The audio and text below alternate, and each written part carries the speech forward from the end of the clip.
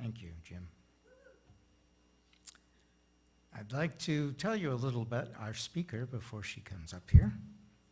Brianna is the founder and chief executive officer of Esperanza de Tejas, Incorporated, a coastal Bend native. Brianna obtained her GED at the age of 18 and pursued a bachelor's degree in social science from the University of Houston downtown and a master's degree in social work from the University of Southern Cal, my old school. With over 13 years of experience in social services, Brianna has dedicated her career to addressing and mitigating the social determinants of health, ensuring that mothers are healthy and children have access to essential items they need for a strong start. For the past 4 years, Brianna has focused on providing vital resources to the most vulnerable communities, including diapers, wipes, formula, hygiene items, and access to community resources. She aims to create positive community outcomes, improve health, and expand educational opportunities for the underrepresented populations throughout Texas. Brianna's commitment to social justice and community well-being drives her efforts to make a tangible difference in the lives of families, ensuring that every child has the opportunity to thrive. Please welcome Brianna Davis.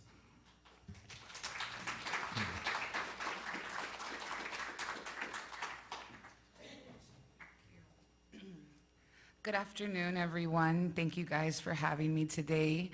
I am Brianna. I'm the founder and chief executive officer of Esperanza de Tejas. We are approaching our 5th year anniversary on January 29th. As Django said, I've been doing social services for about 13 years, and that's really what prompted me to start this organization. My background primarily was in forensic mental health. And one of the things that I saw day in and day out when trying to help clients was the same thing: red tape and barriers when it came to nonprofits giving help.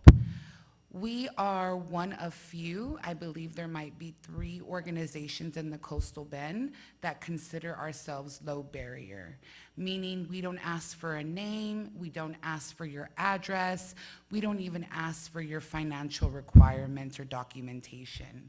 There's no savior complex with us. We truly just want to help. Our philosophy at Esperanza de Tejas is Amor y Esperanza, which means love and hope. And we feel that that goes a long way.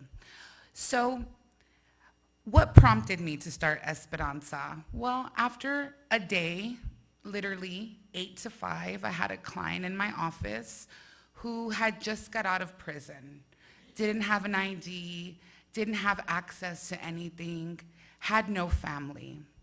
And I must have called about 15 organizations. You can't get into a shelter because you don't have ID. You can't go to a pantry because it's not drive-through. You have to actually come in. You have to show proof of financial. And at the end of the day, after calling so many organizations, this person screamed out, "Do I have to sell my soul to get some help?" And that moment, I didn't know what to say. And even now, years later, almost 5 years later, it still just makes me pause. I got to go home that night to my bed with the roof over my head, and I had no idea what this person was gonna do. So the next day I went to work, and I put in my 2 weeks notice. Something called to my heart that said, you have to be the person that makes a difference. So that was in November of 2019. I quit my job. I believe in radical rest, so I did maybe a month of respite, right? To just figure out what I wanted to do. Well, we all know what happened in 2020, right? A global pandemic. So here I am, living my dream. I just quit my job that paid really well. And at the time, my husband was living out of state, and he was a contract worker. So he got furloughed, and then we all know what happens after furlough. He got laid off. So here we are, 2020. I'm trying to follow my dreams, and my husband gets fired. Well, after years and years of trying to get pregnant and 7 miscarriages, we got blessed in 2020. I got pregnant with twins. So I'm laid off, and now I'm pregnant with twins. And I have been so blessed that we had a community that rallied around us. You need diapers? You need help? You need clothes for your kids as you're expecting, right? And my community rallied around me. And that's when I had the idea, because our first year of inception, we were just providing triage services to our community, hygiene, masks. I said, how do these moms do it?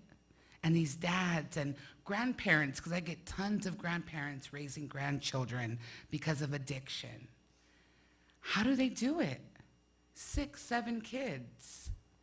So that's when we had the idea of creating a mobile diaper bank. We believe in breaking down the social determinants of health by going to the most vulnerable communities and meeting them where they're at. We don't have a brick and mortar. We don't have an office. We maybe served our first year 250, 300 people, and I thought, wow. We just actually had our board retreat yesterday, and in 2024, we served 15,000 people, and we distributed over 150,000 diapers. Thank you. We've grown from just serving the coastal bend to, we have served 50 cities across Texas last year. Just doing what we do, spreading love and hope, going to the most vulnerable communities. In the Rio Grande Valley, we go to the colonias, and if you're not familiar with the colonias, there are still people using outdoor. There's no plumbing. Some don't even have light, running water. And you're seeing communities of over 600 people who have generation after generation lived in these places. And besides providing, diapers, wipes, and essential items, we also have a wonderful scholarship program. As Django stated, I dropped out of school. I think the last full grade I completed was 8th grade. I was a troubled youth, as they would like to say. And education saved my life. It really did. I'd probably be dead or in prison if it wasn't for education. So we really try and uplift our community by also having a scholarship program. To date, we've given out 12 scholarships. Last year, we incorporated also providing scholarships to those non-traditional students, so people who received their GED. And it was such a blessing because last year we had kids who were in high school and moms who were going back after they've already raised their kids, who got their own GEDs and are now, living their dreams and wanting to get a college degree or a certificate. We don't believe in merit-based scholarships because not everyone has a 4.0. You might have people who are not good test takers, but that doesn't mean they're not an amazing, well-rounded student. So with us, for our scholarships, we have them come volunteer. We have them come and see what it is to be a servant leader, because you can be any kind of leader, but it takes a servant leader to really understand the needs of the community and figure out a way how to address those needs. There's always a call to action, and there's so many different needs. And we also have a leadership summit. This past year, we hosted 48 students that represented 7 different ISDs.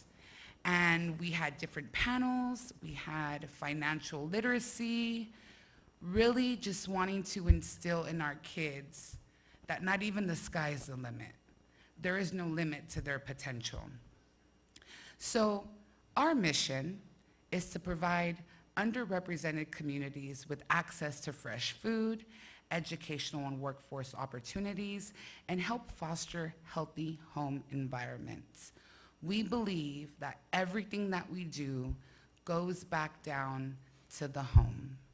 If parents are healthy, meaning their mental health, they have food in their belly, they know where their next meal is gonna come from, they know that they're gonna be able to have diapers and wipes for their children, they are going to feel a sense of relief, and they're going to focus their time back pouring into their children, hence creating those healthy home environments. Our vision is to create equitable, healthy, and safe communities across Texas. And, you know, Esperanza is what I like to call my love letter to my community. When I was a troubled kid, it literally took a village. It took my grandparents, my mom, my dad, my tios, my tias, cousins, friends of family, to all pour love and life into me. And because of that, I eventually found my path. I found my way, because people, my community, rallied around me. So I thank you guys for what y'all are doing.